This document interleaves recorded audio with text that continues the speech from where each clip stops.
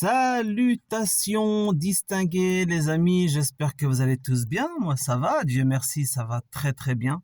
Je fais cette petite vidéo les amis parce que vous n'êtes pas sans savoir qu'aujourd'hui évidemment la mobilisation était de mise, à savoir que les syndicats, les travailleurs, les routiers, les agriculteurs, enfin tout le monde s'est mobilisé pour ressortir et bloquer les ronds-points, ressortir, etc. Ce sont toutes ces personnes qui sortent, tous ces Français qui ont décidé de dire merde à la Macronie, ce sont des braves gens. Ce sont vraiment de braves gens. Ce sont des gens qui sont pacifiques, qui sont posés.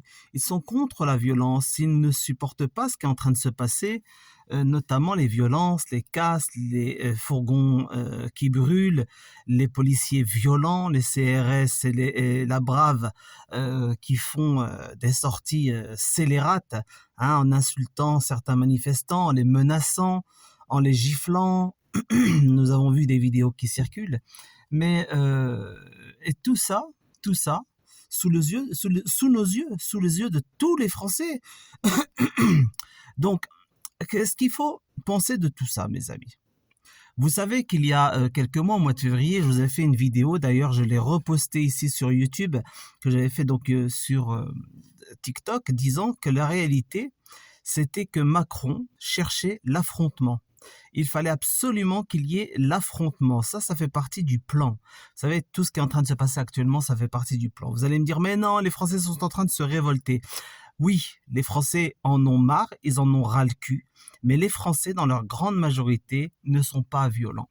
Ce sont des gens qui sortent, qui ont décidé de bloquer, de faire entendre leur voix, et bien évidemment, se sont greffés à ces sorties des Français, les fameux Black Blocs, les fameuses organisations d'extrême gauche avec le soutien évidemment des syndicats corrompus. Les amis, il faut savoir ce qu'on veut.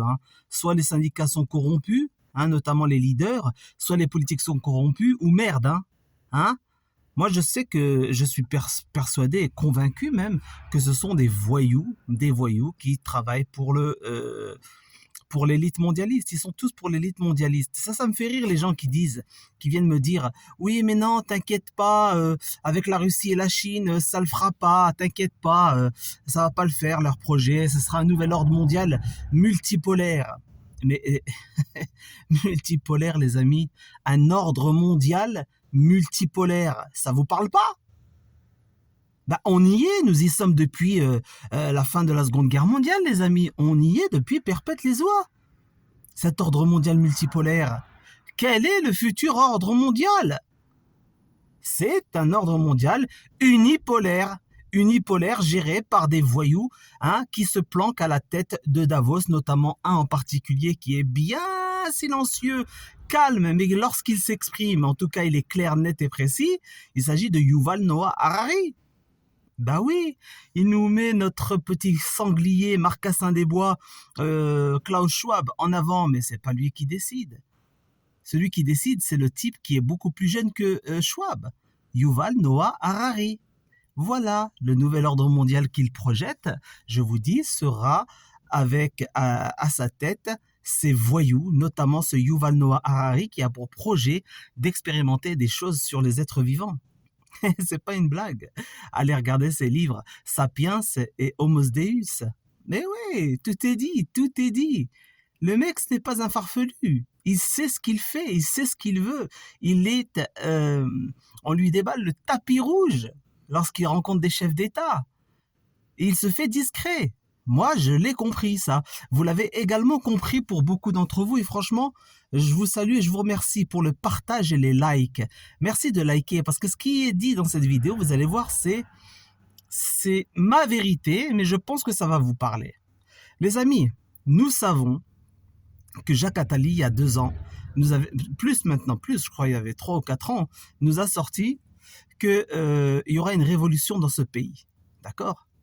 Toute révolution, malheureusement, se fait dans le sang. C'est le malheur, voilà, des peuples. Quand on en arrive à vouloir changer un pouvoir corrompu, eh bien, il faut s'attendre évidemment à des dégâts collatéraux. Je dis ça, les amis, parce que c'est ce que nous sommes en train de vivre. Quand je vous dis que les Français sont sortis de temps en temps, et que vous avez des groupuscules qui viennent s'y greffer aux manifestants, et que ces derniers sont extrêmement violents et ils sont là pour justifier la sortie des blindés de gendarmerie commandés par Darmanin l'été dernier. Plus de 90 blindés de gendarmerie mobile ont été commandés. 10 millions de grenades lacrymogènes ont été commandées, n'est-ce pas? Des policiers en veux-tu, en voilà, des gendarmes en veux-tu, en voilà, recrutés même dans certains pays européens. Hein, ils se sont, c'est vrai, Italie, Hollande, etc.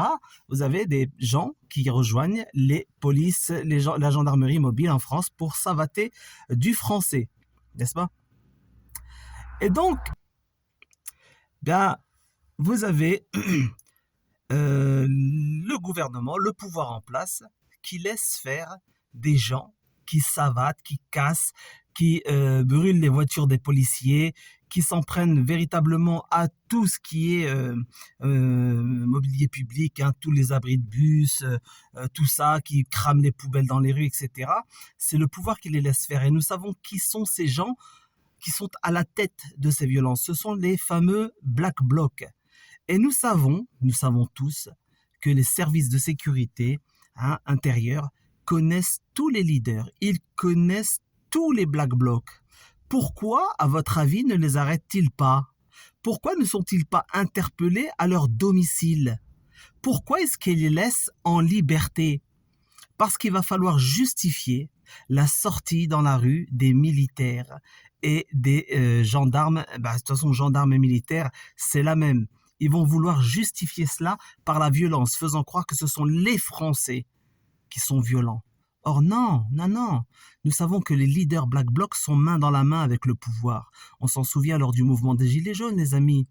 On s'en souvient quasiment dans toutes les manifestations pacifiques. Nous avons eu affaire à ces voyous de Black Bloc, n'est-ce pas? Ces groupuscules d'extrême gauche soutenus par les maires Luchon et compagnie, eh bien, qui sont là et qui cassent. Pourquoi? Et vous allez me dire, alors, en France, il y a les moyens. Vous savez, quand ils ont décidé d'interpeller quelqu'un, ils y vont. 6 heures du matin, les gens sont interpellés. Les moyens sont là. Ils ont quand même veillé avant tout ça de désarmer les Français. Ils ont appelé quand même en fin d'année, en décembre, ils ont dit aux Français, rendez toutes vos armes, vous n'aurez pas de problème, tout ce qui traîne à la maison, rendez-les. C'est pas pour rien. Ce n'est pas pour rien. Il y a bel et bien une volonté demain de vouloir s'en prendre aux Français. Qu'est-ce qui peut justifier une mise en place d'une loi martiale? Alors la loi martiale n'existe pas en France. C'est une loi, je ne sais plus c'est quoi le nom de la loi, mais c'est équivalent à ça. Et d'ailleurs, nous l'avons connu durant le confinement. Il n'y a pas de mystère. Donc, ces statuts d'état d'exception vont être mises en place parce qu'ils diront à partir du moment où il y a des policiers qui sont savatés, certains perdront la vie, etc., ils vont s'amuser à montrer les dents parce que ce système ne lâchera certainement pas l'affaire. Ils ne laisseront jamais les Français s'accaparer leur liberté. C'est clair? Pour ce faire, mes amis, vous savez qu'ils vont continuer à laisser libres les leaders Black Bloc ainsi que tous les naïfs, tous les moutons, ces idiots utiles qui suivent. Ben oui, les Black Blocs sont composés notamment de gens qui y croient en leur lutte, qui sont sincères dans leur combat. Mais leurs leaders, vous croyez qu'ils viennent d'où? Ce serait intéressant de savoir qui sont-ils, d'où viennent-ils, qui sont les gens qui les financent. Comment ça se fait? On sait que Manuel Valls, par exemple, à l'époque, il les avait protégés. Il les protégeait. Aujourd'hui, c'est la même. Il les laisse venir foutre la merde. Et vous avez les manifestants pacifiques, les Français, qui sont là en train de marcher tranquillement, qui se mangent les gaz lacrymogènes, les provocations, les attaques de policiers. Et ça répond évidemment par de la légitime défense, par de la violence. Vous voyez? Donc, s'ils étaient véritablement menacés, il y a longtemps qu'ils auraient interpellé les Black Blocs à leur domicile au saut du lit le matin. Ils ne le font pas parce qu'ils ont un calendrier à respecter. Ce calendrier arrive pile poil au moment où les banques, notamment aux États-Unis, en Suisse, sont en train de vaciller. Le cours de l'or, les amis, est en train d'exploser à la hausse. Ça veut dire que les finances, les ordures qui se planquent derrière la finance internationale sont en train de mettre en sécurité leurs deniers.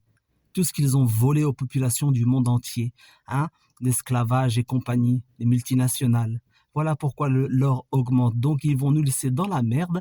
Je pense que c'est pour bientôt.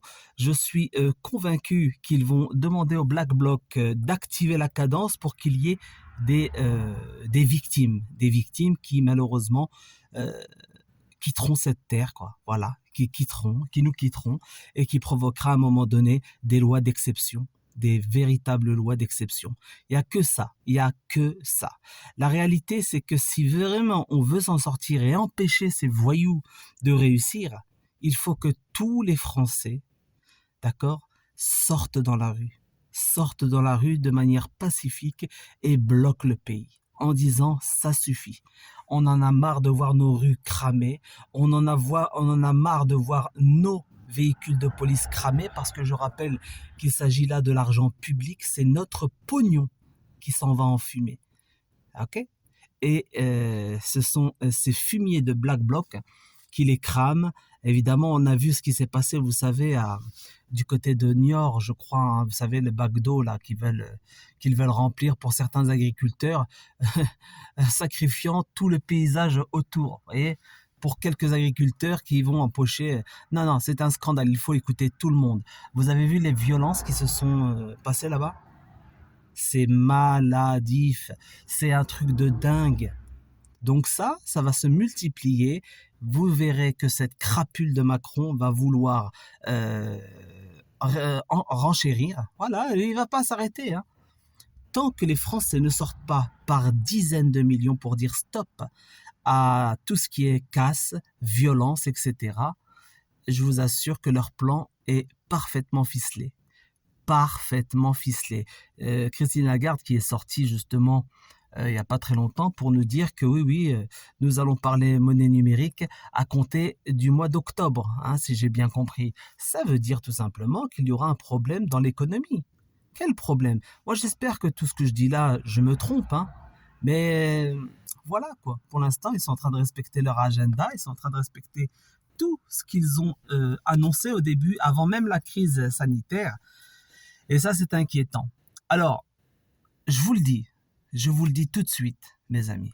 Avant qu'on se retrouve dans un pays où l'état d'exception sera placé, sera de mise, il faut vite que vous vous mettiez en sécurité. Partez vite si vous avez les moyens. Cassez-vous d'ici. Ils ont la volonté de mettre l'Europe, notamment la France, sans dessus-dessous. L'agent Macron est arrivé à ses fins. Comment tu peux passer avec le 49.3 alors que c'était gros comme le pif au milieu de la figure? J'en avais parlé au début février dernier. La vidéo est disponible même sur YouTube précédemment. Regardez. Je vous en avais parlé. C'est mathématique. C'est mathématique. Oui, 49.3 déclenchera la violence. Pas la violence forcément, mais la sortie des braves Français dans la rue. Et ça colleront à eux, évidemment, les groupuscules d'extrême violence. Hein, les Black Blocs, l'extrême gauche, etc. Hein? Et de ce fait, ben voilà, ça va justifier la sortie des casernes, des blindés, etc., etc. À un moment donné, quand ils verront que les Black Blocs vont être virulents, parce que pour eux, là, pour le français moyen, et pour eux, le Black Bloc, ce sont les agriculteurs qui sortent dans la rue. Ce sont les enseignants qui sont contre cette réforme des retraites. Ce sont tous les travailleurs qui bloquent. Et ils voient ça comme ça. Parce que sinon, il y a longtemps qu'ils auraient mis hors d'état de nuire les Black Blocs. Voyons. Ils ne le font pas. C'est bien qu'il se passe quelque chose. C'est qu'ils s'en servent. C'est gros comme le pif au milieu de la figure. Vous voyez bien comment ils opèrent. Regarde, là, l'Union européenne vient de voter l'obligation que les véhicules soient tous électriques d'ici 2035. D'ici 2035. Sans consulter les peuples, tu sais, sans demander un référendum si les Français, si les Hollandais, si les Allemands, les Italiens, les Belges, etc. sont pour ou pas. Non. Elle a décidé, oui, 2035, c'est fini. 100% du parc automobile sera électrique. Et nous savons qu'en France, évidemment, au niveau parc électrique, des voitures électriques, on est dans la merde. On est dans la merde. Ce qui veut dire que la Chine va tout rafler. C'est la Chine qui raflera tout, ce qui démontre encore une fois qu'ils sont tous main dans la main. Main dans la main. Vous avez, par exemple, en Ukraine, vous avez des soldats russes qui sont à Bakhmout et qui ont crié dernièrement, des soldats russes qui ont dit « on est abandonné par la hiérarchie ». Comment ça, t'es abandonné par la hiérarchie? Comment ça se fait que la ville de Bakhmout, elle n'est pas prise en 5-5 par l'armée russe, l'une des principales armées mondiales? Vous comprenez pas que Poutine est dans le game? Vous comprenez pas que c'est du gagne-temps? Qu'ils font ça, qu'ils gagnent du temps? Mais ça se voit! Soi-disant, l'Occident est menacé par la Chine. Bah, si la Chine te menace, connard, pourquoi tu imposes 2035 pour le parc automobile alors que les entreprises Renault, Peugeot, etc. ne sont pas prêtes? Et que de ce fait, donc, les voitures chinoises qui sont à l'avant-garde, faut pas se voiler la face, les Chinois rafleront tout. C'est eux qui domineront le monde avec ce parc automobile électrique. Pourquoi vous donnez ce pouvoir à la Chine?